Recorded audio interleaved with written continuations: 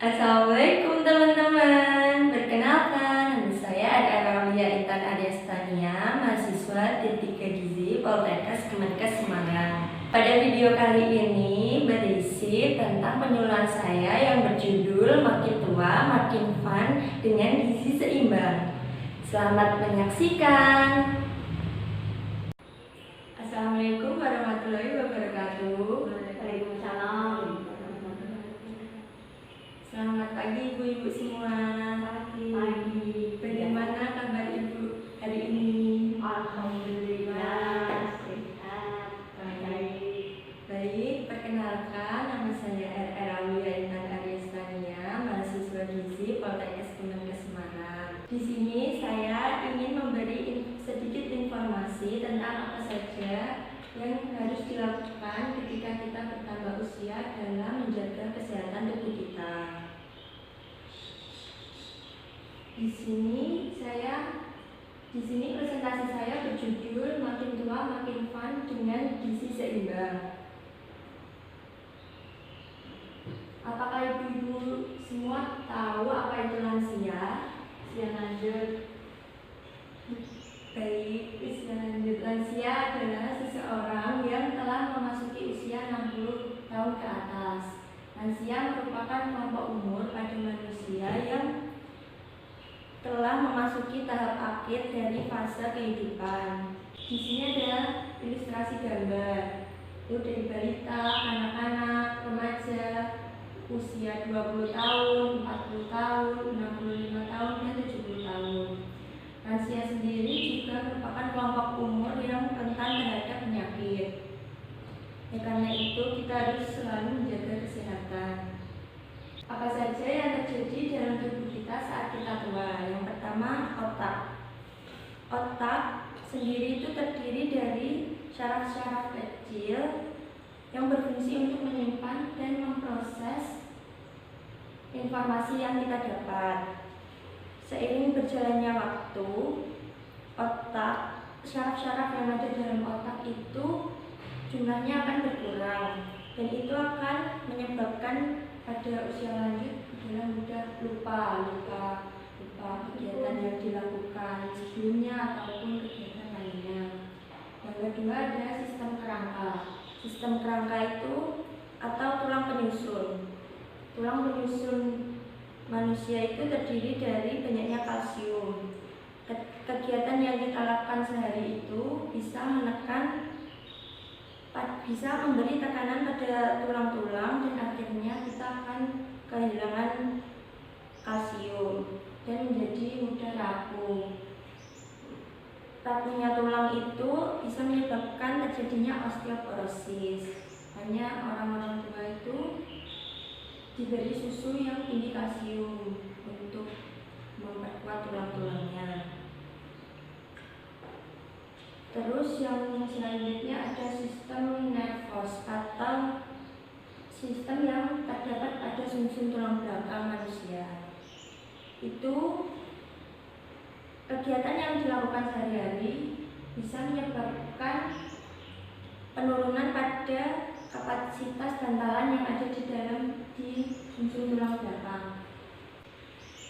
Penurunan kapasitas bantalan itu bisa menyebabkan rasa sakit ketika kita bergerak meskipun hanya sedikit. Jadi misal kita bergerak cuma sedikit gitu bergerak, itu bisa menyebabkan rasa sakit karena bertambahnya usia itu tadi.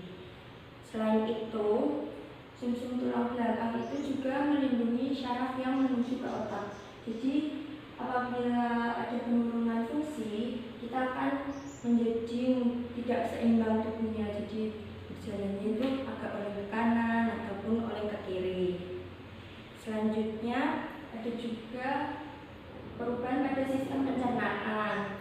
Pada sistem pencernaan semakin bertambah usia, kita juga semakin menurun nafsu makannya, bisa juga cairan di dalam pencernaan ini juga menurun, menyebabkan biasanya lansia itu susah buang air besar. Selain itu juga menyebabkan bedah dalam perut, kembung, ada gasnya gitu. Selanjutnya akan ada penurunan fungsi ginjal. Fungsi ginjal sendiri akan menurun pada usia 35 tahun ke atas. Jadi kita banyak mendengar orang lansia itu mengidap penyakit ginjal, bisa saja gagal ginjal ataupun gagal ginjal. Oleh karena itu, untuk menghindari penyakit ginjal itu kita harus banyak mengonsumsi asupan cairan supaya tidak menyebabkan gagal ginjal. Selain ginjal, ada juga organ reproduksi. Seperti ibu-ibu ketahui dan mungkin ada beberapa yang sudah mengalami, adalah organ reproduksi pada perempuan akan mengalami penurunan fungsi, yaitu terjadinya menopause pada perempuan. Dan untuk laki-laki akan terjadi penurunan hormon testosteron. Selain organ reproduksi, terjadi juga pada sistem pernafasan. Pada orang-orang lanjut usia akan mudah kelelahan seperti sesak dan nafasnya itu pendek.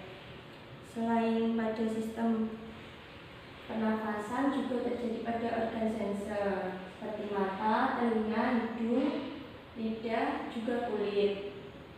Biasanya orang-orang lanjut usia itu mengalami masalah penglihatan seperti katarak, terus rabu jauh, terus selain itu pada pendengaran pula beberapa lansia itu menggunakan alat bantu untuk pendengaran. Untuk lidah juga biasanya mengalami penurunan fungsi seperti rasanya itu kitanya asin doang atau gimana, terus penurunan nafsu makan juga.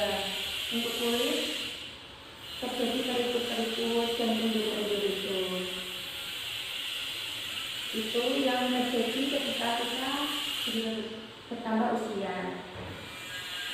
Selain itu, masalah pada lansia ada kekurangan vitamin dan mineral, gizi kurang dan gizi lebih. Kekurangan vitamin dan mineral itu sendiri menyebabkan lansia mudah lelah, tidak bersemangat, terus kurang nafsu makan. Untuk gizi kurang itu bisa lansia mudah terkena penyakit infeksi. Dan karena itu daya tahan tubuhnya rentan. Kalau untuk gizi lebih, lansia itu biasanya terkena diabetes mellitus atau penyakit jantung dan juga hipertensi. Selanjutnya, kebutuhan gizi untuk lansia. Energi itu yang diperlukan untuk kegiatan fisik sehari-hari. Jadi kecepatan metabolisme pada lansia itu lebih menurun 15-20%. Selanjutnya, selain energi, kebutuhan protein juga harus diperhatikan, sekitar 0,6 gram sampai 1 gram per hari. Itu contoh proteinnya adalah protein dari nabati dan hewani. Hewani itu sendiri seperti ikan, susu rendah lemak. Selain itu, tempe dan tahu dari kacang-kacangan. Untuk lemaknya sekitar 20-25% dari total energi. Itu contoh lemaknya lemak tidak jenuh. Contohnya ikan atau susu rendah lemak. Selain itu karbohidrat dan serat. Untuk karbohidratnya sendiri itu bisa diganti dengan roti gandum atau oatmeal atau beras merah agar mudah diserap oleh tubuh. Untuk vitamin dan mineral itu biasanya lansia kekurangan kalsium dapat menyebabkan kerapuhan tulang dan kekurangan zat besi. Oleh karena itu, lansia dianjurkan untuk mengonsumsi susu yang mengandung kalsium dan rendah lemak pastinya. Selain itu, kita yang paling penting adalah minum air putih 6 sampai 8 gelas per hari. Gizi seimbang. Gizi seimbang adalah susunan makan sehari-hari yang mengandung zat gizi dalam jenis dan jumlah yang sesuai dengan kebutuhan tubuh dengan memperhatikan prinsip keanekaragaman pangan. Ini seperti nasi, lauk pauk yang berisi lauk hewani dan nabati serta sayur dan buah. Piring makanku, ini adalah panduan makan untuk sehari-hari. Untuk konsumsi sayur diperbanyak daripada konsumsi buah. Dan untuk lauk pauk seimbang, untuk lauk nabati dan hewaninya itu seimbang. Ini adalah contoh untuk piring makanku tadi. Untuk makanan pokok 3 sampai 4 porsi dalam sehari. Jadi satu kali makan itu 1 porsi bisa 1 centong, bisa 1 centong besar atau centong kecil. Selanjutnya lauk hewani. Lauk hewani itu ada ikan, telur, udang, ayam 2 sampai 4 porsi sehari. Bisa ukuran 1 potong sedang untuk ayam atau 1 butir telur. 1 boros ya, boros ya. Ya enggak boros ya, nanti bisa dipilih yang murah aja, misal ikan lele atau telur saja, seperti itu. Selanjutnya ada lauk nabati. Lauk nabati ada tahu dan tempe. Untuk lauk nabati 2 sampai 4 porsi. 1 porsinya itu bisa 1 potong sedang untuk tempe dan 1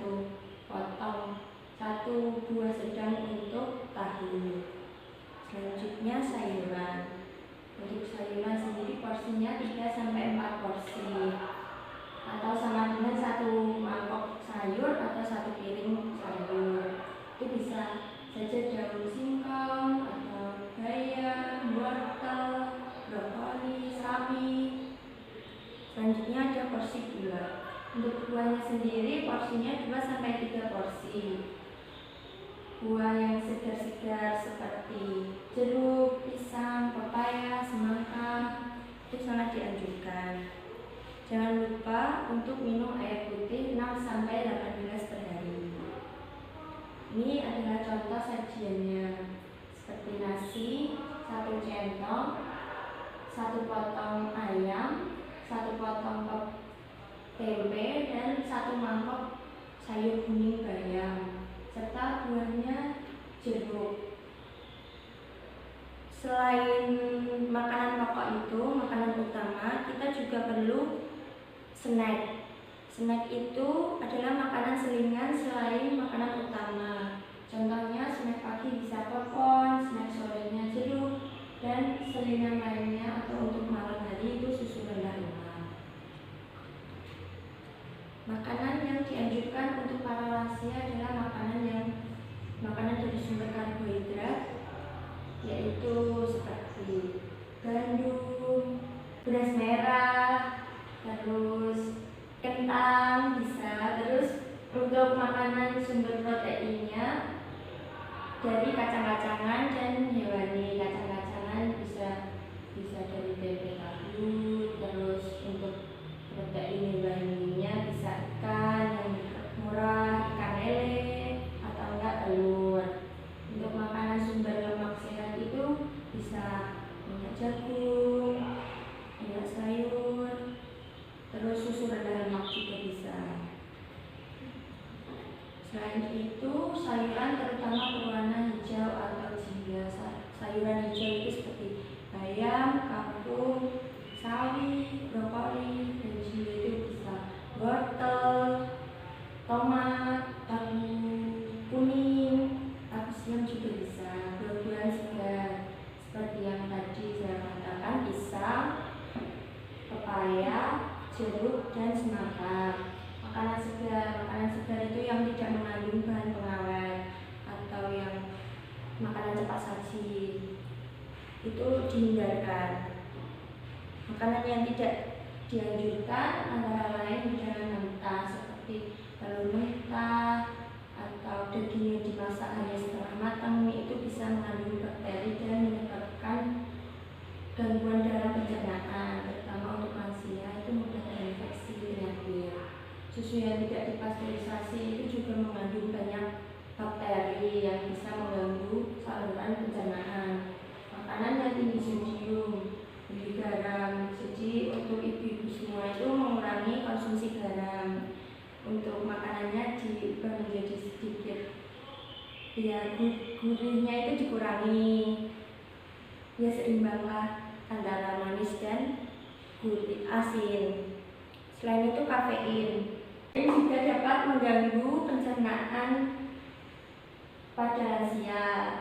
Kafein itu bukan hanya dari kopi, juga bisa dari teh. Selain itu soda dan minuman manis. Soda itu membuat kembung ya dan tinggi gula, jadi bisa menyebabkan diabetes. Selain itu makanan yang rendah lemak. Begitu ada 4 pola hidup sehat agar tetap bahagia saat lansia. Yang pertama itu cek kesehatan berkala. Ibu-ibu semua ya paling tidak sebulan sekali untuk cek kesehatan seperti yang muda-muda, cek gula darah, cek kolesterol ataupun tensi. Terus lakukan aktivitas fisik seperti yang paling mudah adalah jalan santai, kurang lebih ya 30 menit per hari. Selain jalan santai selama 30 menit, yaitu yang punya alat-alat yang tidak bergerak, sepeda atau treadmill. Kalau treadmill kan terlalu berat, atau kalau enggak speednya direndahkan. Terus selain itu kebutuhan gizi harus terpenuhi, seperti makan makanan yang bergizi dan seperti yang saya paparkan sebelumnya tadi, seperti makan nasi, sayur, lauk nabati dan lauk hewani, serta buah jangan lupa. Kendalikan stres itu tidak usah memikir yang berat atau memikirkan anaknya yang di perantauan atau bagaimana, itu dikurangi agar kita tetap ya itu salah satunya tidak punya uang. Terus mungkin itu saja yang dapat saya sampaikan, kurang lebihnya saya mohon maaf. Mungkin ada pertanyaan dari pemaparan yang dari informasi yang saya paparkan tadi dari ibu-ibu. Saya Mbak. Ya, ibu siapa? Nama Ibu Sis. Ya, Ibu Sis. Umur saya kan kamu sudah Ya. umur 60. Ya.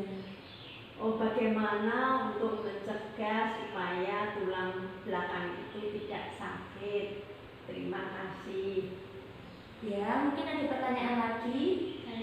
Ya. Itu nggak mau tanya Namanya siapa ya? Oh ya, perkenalkan nama saya Rani. Iya. Saya mau tanya, itu susu yang tidak dipasteurisasi itu apa ya Mbak? Oh Ya, ya, terima baik. kasih. Kita tampung dulu pertanyaannya. Oh, baik, saya akan menjawab pertanyaan dari Ibu Sis terlebih dahulu. Untuk mengurangi rasa sakit saat bergerak pada tulang belakang, itu bisa saja kita meminum susu yang mengandung tinggi kalsium, ataupun kalau suplemen itu ya jangan sering-sering, tapi ya untuk sesekali diminum tidak apa-apa. Lalu untuk pertanyaan dari Mbak Rani tadi adalah susu yang dipasteurisasi. Susu yang dipasteurisasi itu dipanaskan dalam suhu 80 derajat dalam waktu 15 menit, 10-15 menit. Itu artinya. Maka dari itu untuk lansia dianjurkan minum susu yang sudah dipasteurisasi, karena kalau belum dipasteurisasi kan otomatis banyak bakteri, jadi menyebabkan gangguan pada lansia, bisa menyebabkan gangguan pencernaan pada lansia, bisa saja diare ataupun yang lainnya. Jadi lansia jangan langsung minum susu yang habis diperas seperti susu sapi ataupun susu kambing. Ini ada pertanyaan lain? Tanya lagi Mbak. Ya, coba sebelum ini. Sebelum ini Lagi ya gambarnya banyak tadi. gambarnya banyak. Panah-panah. Nah, Ini.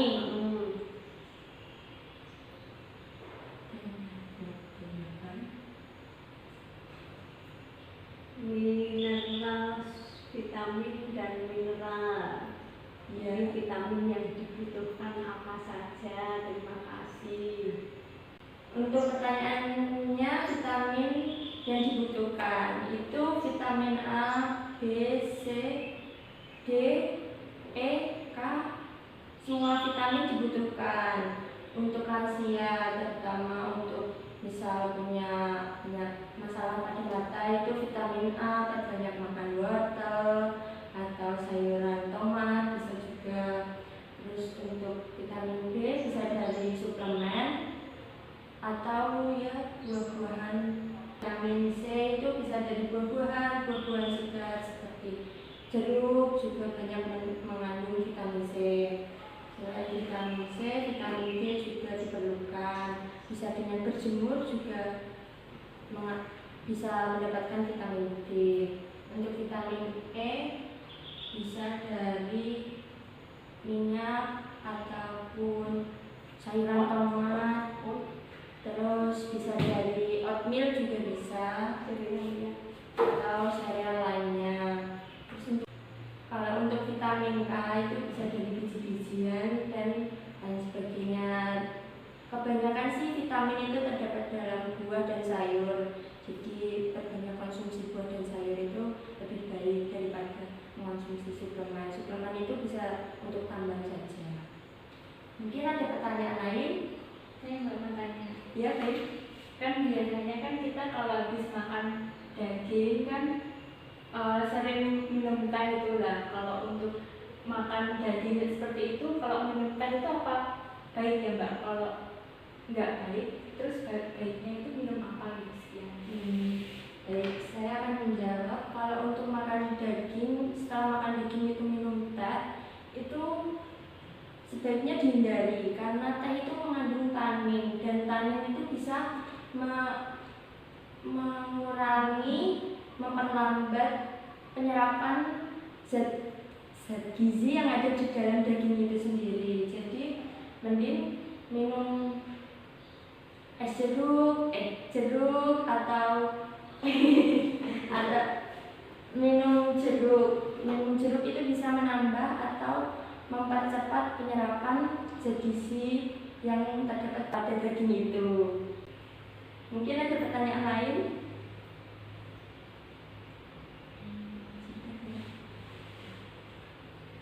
Baik, saya cukupkan sekian. Dan terima kasih atas partisipasi ibu-ibu sekalian dan semangatnya untuk bertanya. Terima kasih atas kehadirannya juga. Apabila banyak kesalahan, saya mohon maaf. Saya akhiri, wabillahi taufiq wal hidayah. Wassalamualaikum warahmatullahi wabarakatuh. Waalaikumsalam. Berikut merupakan video ulasan mengenai stimulasi kognitif untuk lansia berdasarkan pesan Kementerian Kesehatan Republik Indonesia. Stimulasi kognitif lansia. Penuaan menimbulkan berbagai masalah, salah satunya adalah permasalahan kesehatan. Semakin bertambahnya usia, umumnya keluhan kesehatan yang dialami juga semakin bertambah. Pada lansia, seiring dengan berjalannya waktu, akan terjadi penurunan berbagai fungsi organ tubuh termasuk otak.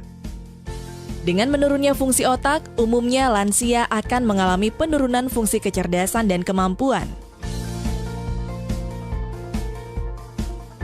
Penurunan fungsi otak yang dikhawatirkan dunia adalah demensia. Gangguan kognitif dan demensia meningkat secara global dan diperkirakan akan meningkat dengan cepat pada negara berkembang. Diperkirakan terdapat 35.600.000 orang saat ini hidup dengan demensia di seluruh dunia, dan jumlah tersebut akan meningkat hampir 2 kali lipat setiap 20 tahun, yaitu mencapai 115,4 juta pada tahun 2050.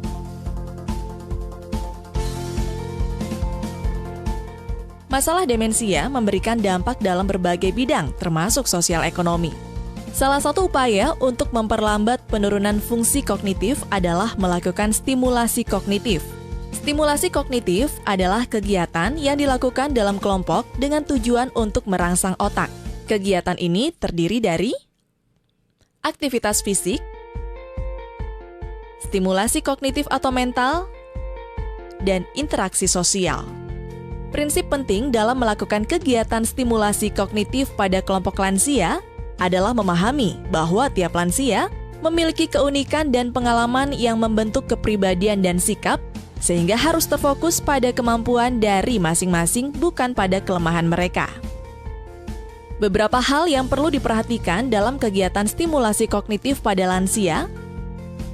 Setiap kegiatan yang berjalan harus melibatkan semua peserta lansia. Selalu tawarkan pilihan kegiatan atau topik aktivitas. Hendaknya memberikan pujian kepada lansia yang melakukan kegiatan dengan baik.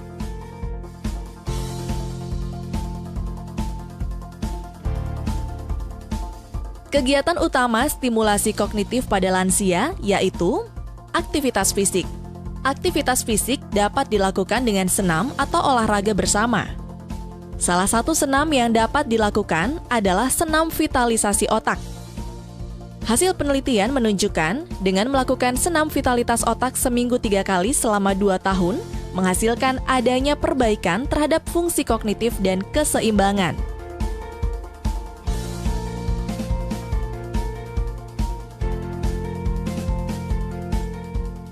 Stimulasi kognitif mengandung unsur-unsur stimulasi mental untuk membuat pikiran lansia menjadi aktif, menggiatkan ide, pikiran, dan mengaitkan dengan situasi saat ini. Orientasi terhadap tempat, waktu, dan ruang. Menggunakan kenangan untuk menghubungkan masa lalu dan sekarang. Memberikan kesempatan untuk memberikan pendapat pada suatu topik, merencanakan dan melakukan kerja bertahap seperti membuat kue. Interaksi sosial.